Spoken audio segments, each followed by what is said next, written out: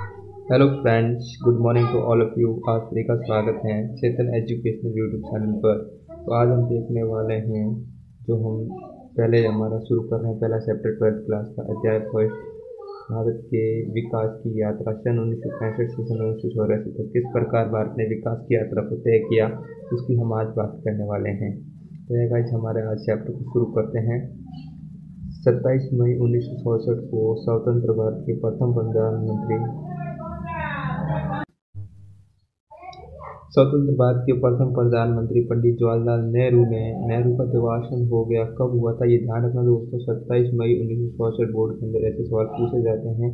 उनके निधन के पश्चात लाल बहादुर शास्त्री देश के दूसरे प्रधानमंत्री बने। शास्त्री 9 जून 1964 से 11 जनवरी 1966 को अपनी मृत्यु तक लगभग 18 माह भारत के प्रधानमंत्री रहे। ये भी इनका कार्यकाल शुरू रखना से 18 महीने तक लाल बहादुर शास्त्री भारत के प्रधानमंत्री रहे थे और इन्हीं के काल में भारत तथा पाकिस्तान के मध्य ताशकंद समझौता हुआ था। लाल बहादुर शास्त्री के बाद शासन सत्ता श्रीमती इंदिरा गांधी के हाथों में आई। जब श्रीमती इंदिरा गांधी देश की प्रधानमंत्री बनी, उस समय देश में सूखे की वजह से अनाज की भारी कमी थी।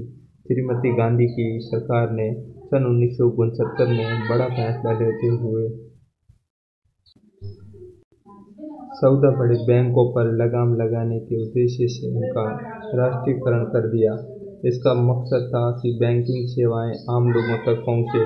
सन 1971 में श्रीमती गांधी की सरकार भारतीय संविधान में संशोधन कर राजघरानों को मिलने वाले पीवी पर्स को खत्म करने में कामयाब हुई। सन 1971 के युद्ध में भारत के हाथों पाकिस्तान की करारी हार और बांग्लादेश के निर्माण को श्रीमती इंदिरा गांधी की बड़ी सामरिक और कूटनीतिक उपलब्धियों में गिना जाता है। श्रीमती गांधी ने सन 1974 में प्रथम परमाणु विस्फोट करके विश्व राजनीति के कूटनीतिक वंश को हमारा ऐसे शुरू होता है हमारा गरीबी उन्मूलन कार्यक्रमों के मद्देनजर उनकी सभी गरीबों की हितैषी के रूप में सामने आई।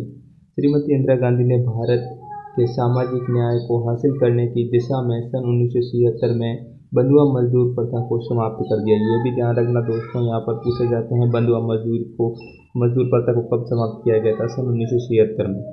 सन 1977 के आम चुनाव में जनता ने श्रीमती गांधी को वापस सत्ता संभालने का अवसर नहीं दिया, यानी कि कांग्रेस की सरकार बदल गई वहाँ पर। इस समय सत्ता शीर्ष पर पहुँचने का सौभाग्य क्रमश मोरारजी देसाई बने प्रधानमंत्री उसके बाद और चौधरी चरण सिंह को मिला।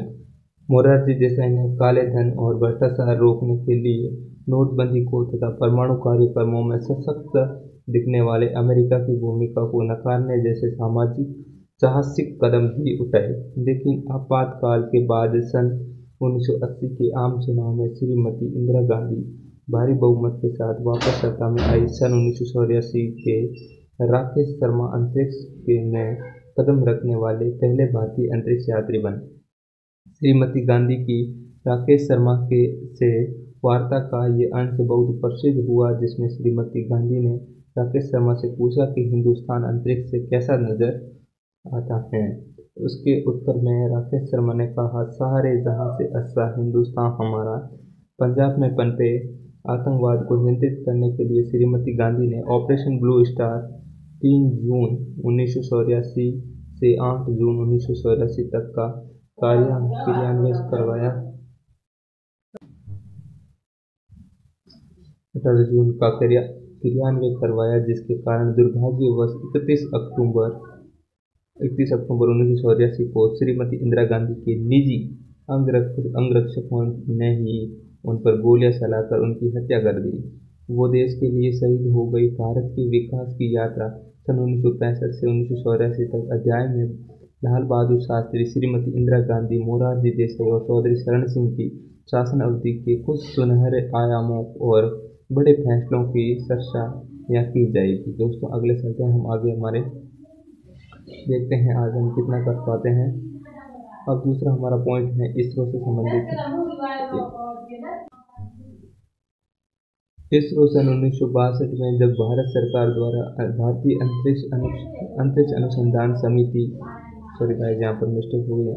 भारतीय अनुसंधान समिति इनकॉस्पार का गठन हुआ तब भारत ने अंतरिक्ष में जाने का निर्णय लिया। भारतीय अंतरिक्ष अनुसंधान के प्रमुख कर्णधार या दूरदृष्टा डॉक्टर विक्रम साराभाई के साथ इनकॉस्पार ने ऊपरी वायुमंडलीय अनुसंधान के लिए तिरुवनंतपुरम में थुम्बा भूमध्यरेखीय रॉकेट प्रमोशन केंद्र ट्रायल्स की स्थापना की।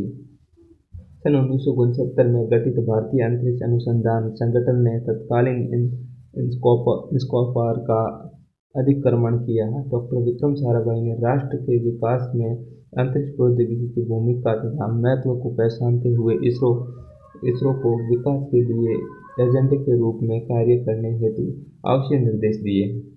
तत्पश्चात इसरो ने राष्ट्र को अंतरिक्ष आधारित सेवाएं प्रदान करने हेतु मिशनों पर कार्य प्रारंभ किया और उन्हें स्वदेशी तौर पर प्राप्त करने के लिए प्रौद्योगिकी विकसित की।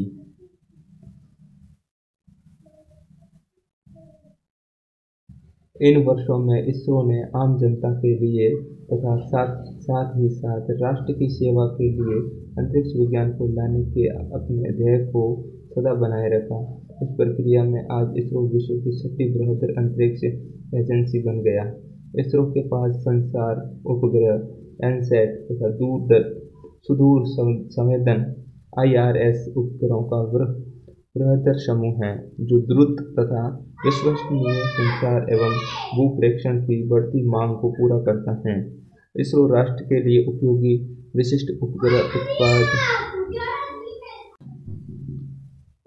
उत्पाद एवं उपकरणों का विकास करता है, जिसमें से कुछ इस प्रकार हैं: प्रसारण संचार, मौसम पूर्वानुमान, आपदा प्रबंधन उपकरण, भौगोलिक सूचना प्रणाली और मानचित्र कला, नौवहन, दूर चिकित्सा, संप्रेरित दूरस्थ शिक्षा संबंधी उपग्रह।